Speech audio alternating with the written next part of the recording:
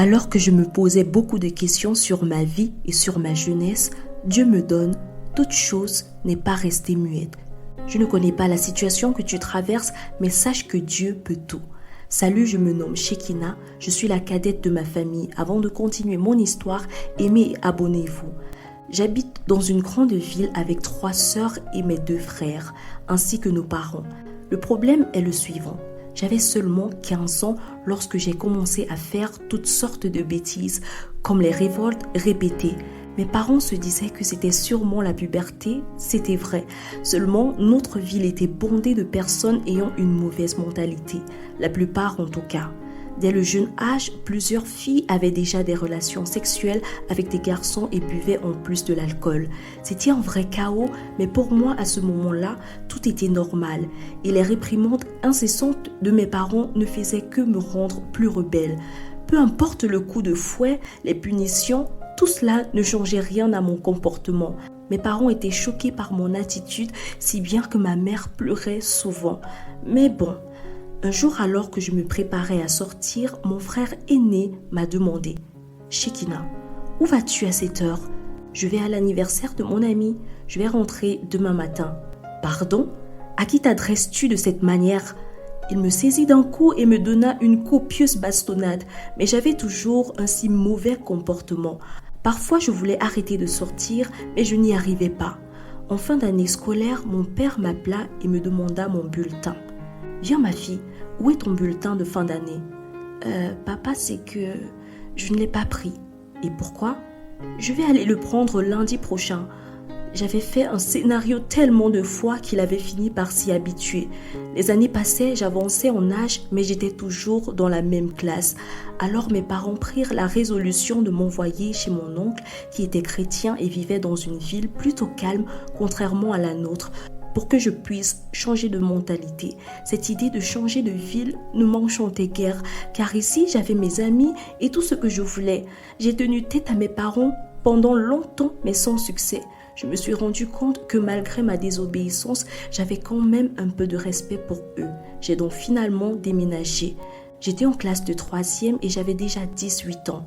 Lorsque j'ai commencé à habiter avec mon oncle, sa femme et ses enfants.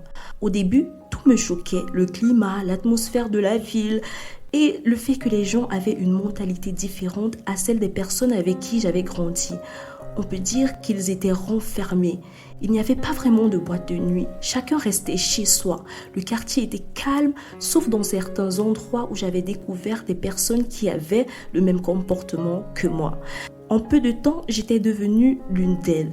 Un soir, alors que nous voulions nous coucher, ma cousine Alliance, avec laquelle je dormais, me demanda « Shekina, recule-toi, je vais me coucher. »« Ok, d'accord, couche-toi, bonne nuit. »« Bonne nuit à toi aussi. » Je suis l'aînée d'Alliance de 4 ans et elle est en classe de 4e. Heureusement, nous ne fréquentions pas la même école. Ô Jésus, ta présence, c'est la vie et la paix. La paix dans la souffrance et la vie à jamais, chaque jour, à chaque heure, où j'ai besoin de toi. Viens Jésus et demeure auprès de moi. Le lendemain matin, je me suis réveillée en écoutant les paroles de ce chant. Il était 5 heures et Alliance n'était plus sur le lit. J'ai donc décidé d'aller regarder d'où venait la mélodie. Arrivée au salon, j'ai trouvé tout le monde. « Viens t'asseoir », dit mon oncle. « C'est l'heure de la prière dans cette maison. C'est la coutume. Tous les matins, nous prions ainsi.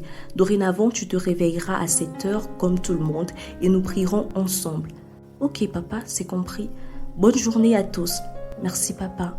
La semaine est passée et le week-end est arrivé. Pour dire vrai, je m'ennuyais dans cette ville, mais je n'avais vraiment pas le choix. Dimanche matin, je voyais tout le monde s'apprêter pour sortir et j'ai donc demandé à Alliance « Pourquoi tout le monde s'apprête ?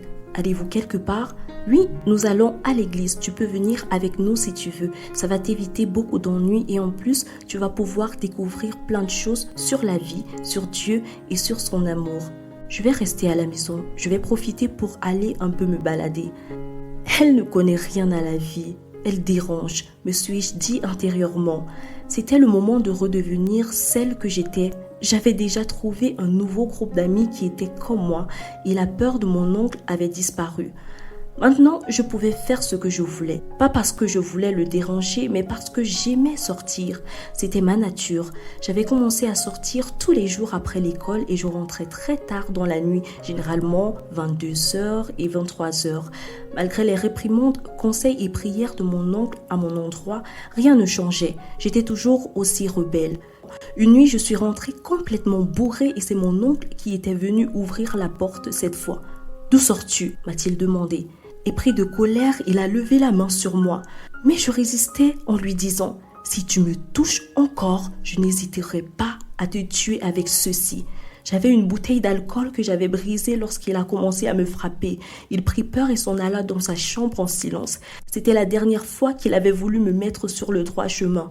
Désormais, je faisais comme bon me semblait et il ne disait rien, mais sa femme bavardait sans relâche. Malgré cela, j'étais indifférente.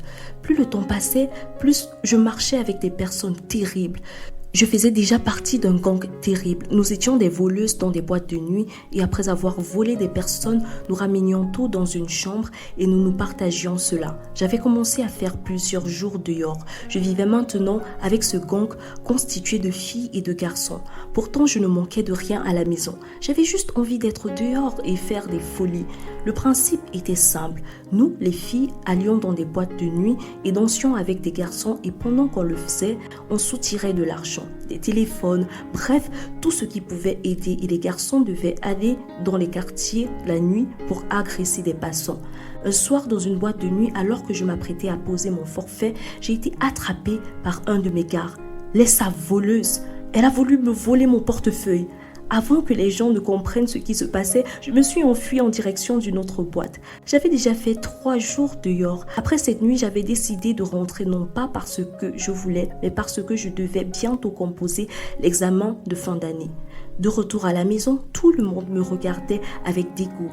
Ils n'étaient pas les seuls. La plupart des personnes me traitaient de frivole vu la manière avec laquelle je m'habillais et me comportais.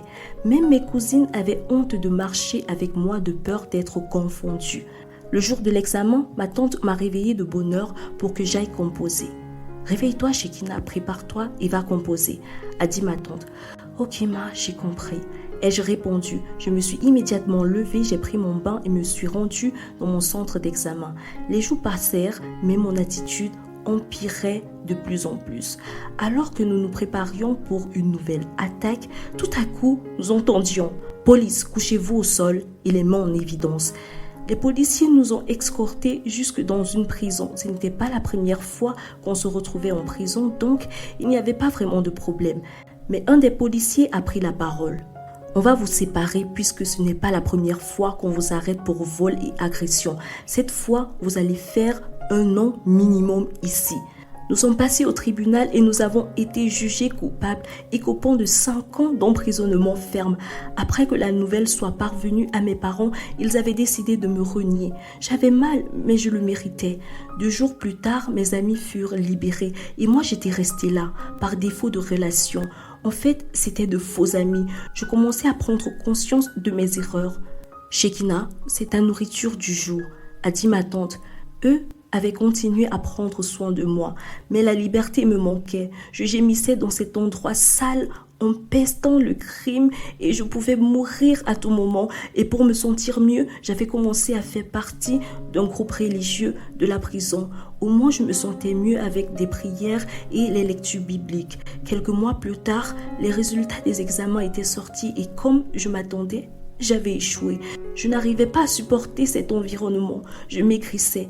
« Gardien, elle est terriblement malade. Elle ne respire plus. Il faut l'emmener à l'hôpital. » Je m'étais évanouie. J'entendais juste la voix des personnes apeurées autour de moi. « Elle souffre de quoi, docteur ?»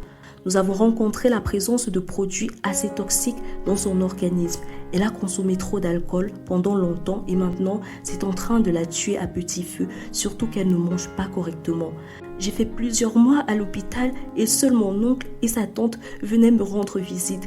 Mes soi-disant amis n'étaient jamais passés, pas même une fois. 1 an s'était déjà écoulé et j'étais toujours malade. Je sentais la mort venir au fur et à mesure que le temps passait. J'ai vécu ainsi pendant les 4 années d'emprisonnement qui me restaient.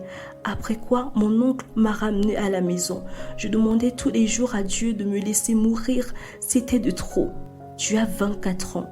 Tu es malade et tu fais la classe de 3e. Tes parents t'ont renié, mais sache qu'il y a un Dieu qui voit tout. Et si tu remets ta vie entre ses mains, il te donnera tout ce que ton cœur désire.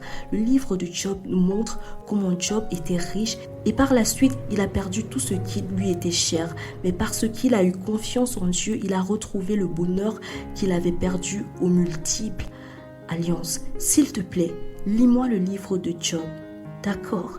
Après avoir écouté attentivement toute la lecture, j'ai décidé de tout laisser dans les mains de Dieu et de croire en lui comme Job. Suite aux nombreuses prières et traitements médicaux, j'ai retrouvé la guérison totale et j'étais devenue une nouvelle personne. Le bonheur me submergeait. Peu m'importait mon âge, ma classe, j'étais juste heureuse d'avoir rencontré quelqu'un qui pouvait tout pour moi. Je suis en route en direction de la maison de mes parents. Croyez-vous qu'ils pourront me pardonner ?